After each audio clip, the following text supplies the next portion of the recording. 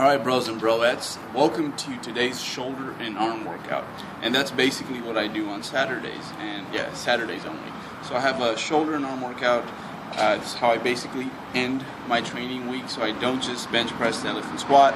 I still work on those bodybuilder muscles. So have your duck feathers ready, and let's get bro-tastic. Come on, guys. And I hate to admit it, but I really enjoy this day.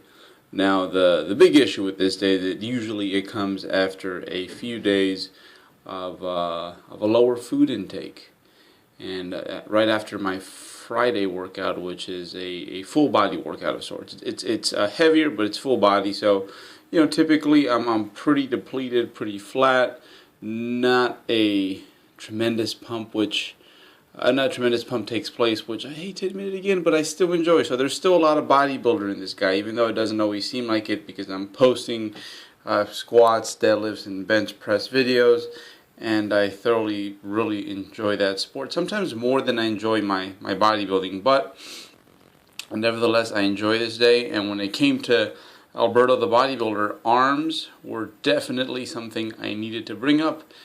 And I think it's something that we definitely did bring up. There's still not a good body part, and as you're going to see, that's one of the reasons why I actually have to do a little bit more loading when it comes to. You can see it's quite a bit of work that I do today, because when I'm dieting, it's probably one of the areas that if I don't use it, I lose it. So we start off this day with some overhead pressing, and the way I'm basically progressing right now, it's very straightforward. So I start off with 5 sets of overhead pressing, 5 sets of barbell curls in the 8 to 10 rep range. And basically what I'm trying to do is I start out with a weight that I can handle for 5 sets of 8, and then I add a rep here, a rep there, and over time I start filling up each one of those sets. When I get to the point where I can complete all 5 sets with 10 reps, that's when it's basically time to move on.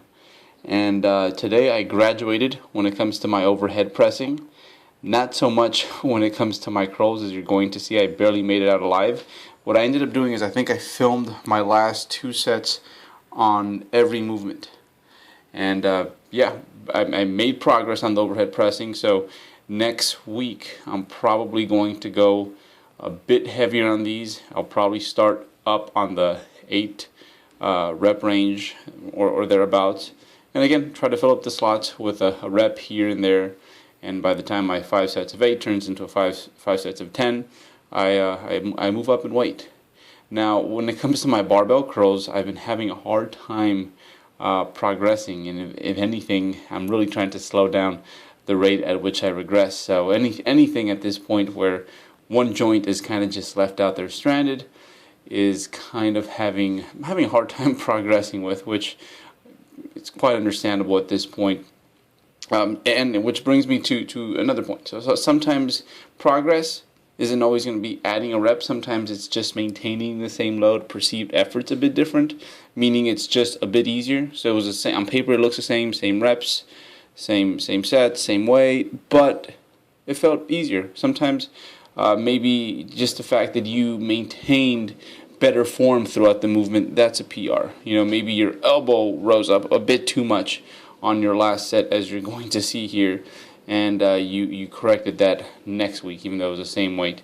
So after my overhead pressing and my barbell curls, I go into some dumbbell supinated curls, which usually I do on a preacher, on the flat side of a preacher curl.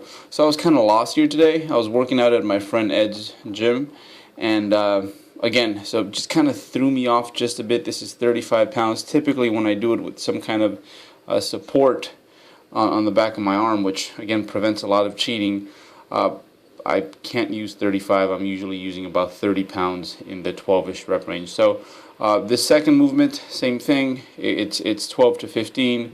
I'm going to pound away at the with 12s and 13s until I get to the point where all sets, which it's 4 sets for the second bicep movement, until all 4 sets can turn into 15s, and then it's time to move on, add maybe just a little bit of weight here and there, and start with 4 sets of 12 all over again. So very simple, very basic, not overly complicated.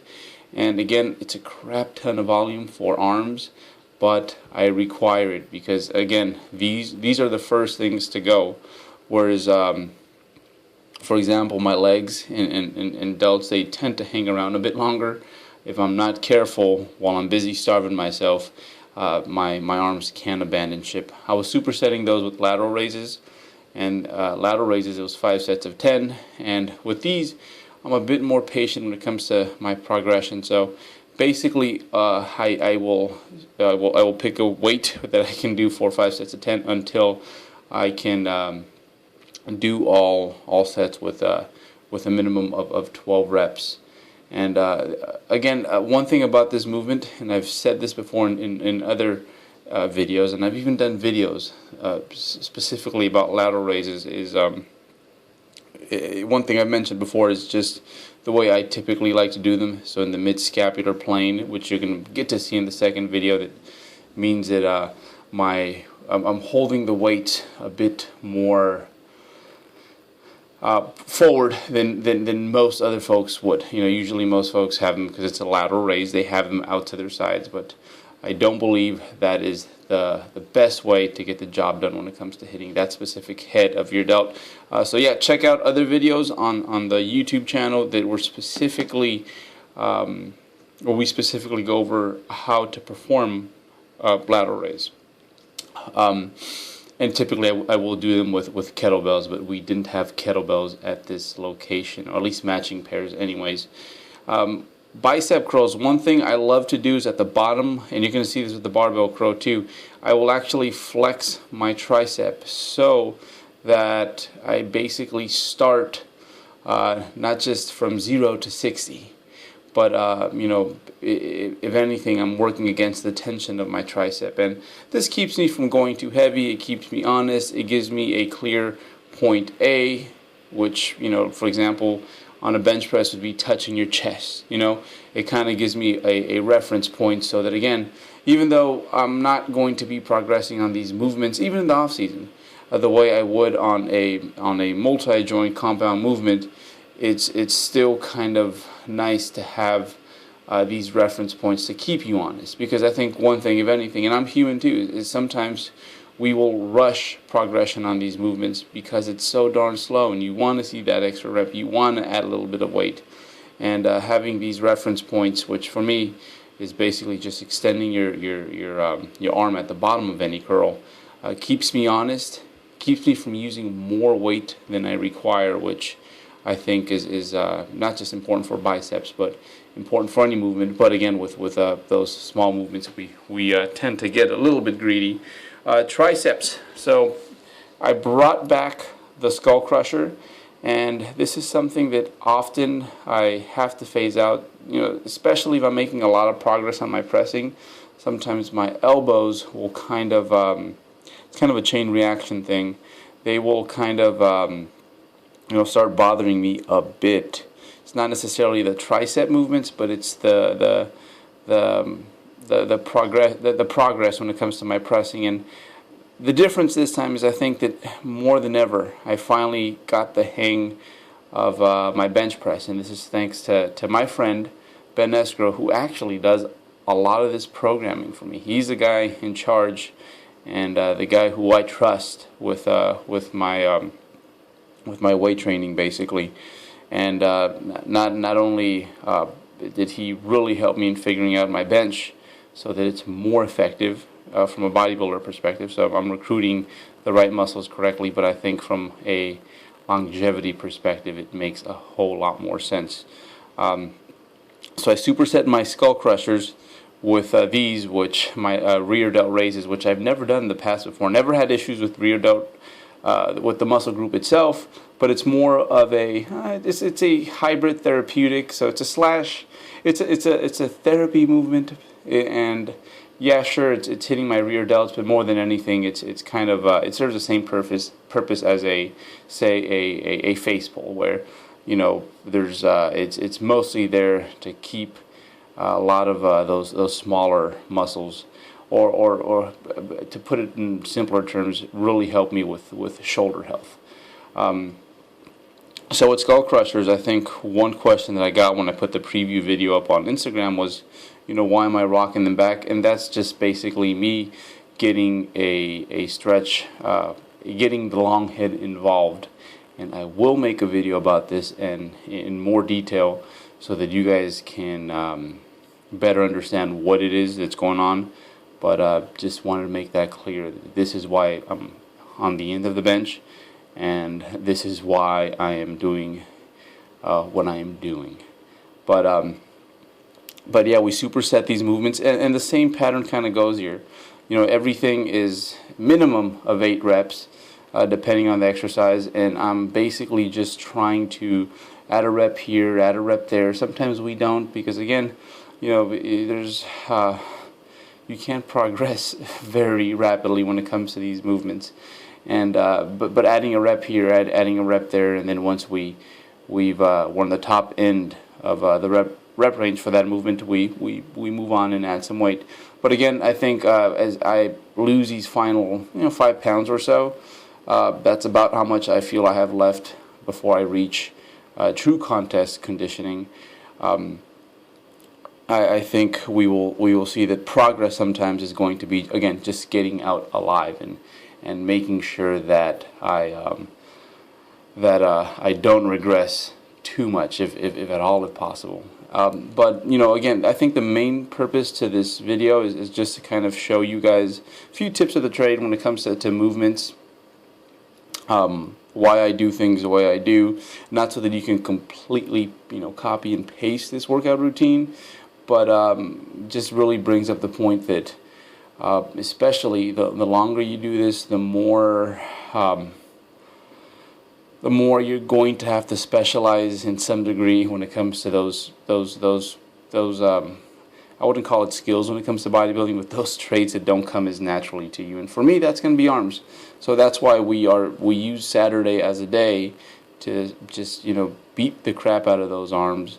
A lot of reps when you think about it for such a small region or regions of my body, my shoulders, biceps, and triceps.